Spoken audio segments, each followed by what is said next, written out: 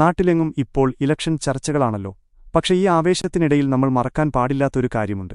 ഈയടുത്ത് special intensive revision അഥവാ SIR എന്ന് പറഞ്ഞ് നമ്മുടെ വോട്ടർ പട്ടിക പുതുക്കാൻ ഒരു പരിപാടി വന്നത് ഓർമ്മയുണ്ടോ? അന്ന് നമ്മൾ നാട്ടുകാരനുഭവിച്ച ആ ഒരു ബുദ്ധിമുട്ട് അത്ര പെട്ടെന്നൊന്നും ആർക്കും മറക്കാൻ കഴിയില്ല.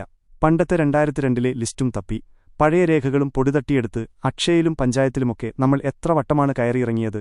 സ്വന്തം പേരെങ്ങാനും ലിസ്റ്റിൽ നിന്ന് വെട്ടിപ്പോകുമോ എന്ന പേടിയിൽ പണിയും കളഞ്ഞ് വരുനിന്ന് ഫോം പൂരിപ്പിച്ചുകൊടുത്ത ആ ഒരു കഷ്ടപ്പാട്. ഇതിനിടയിൽ ചില വലിയ ഡയലോഗ് അടിക്കുന്നവരുണ്ട്. ആര് ഭരിച്ചാലും എനിക്കെന്താ, നമ്മൾ പണിക്ക് പോയാൽ നമുക്ക് ജീവിക്കാമെന്ന്.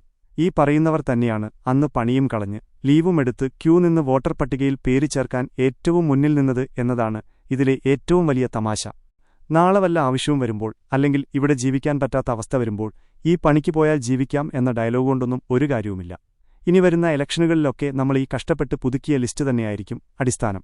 അന്ന് നമ്മുടെ വോട്ടവകാശം നഷ്ടപ്പെടാതിരിക്കാൻ വേണ്ടി നമ്മൾ കാണിച്ച ആ ഒരു വാശിയും ആവേശവും വോട്ടെടുപ്പ് ദിവസവും നമ്മൾ കാണിക്കണം.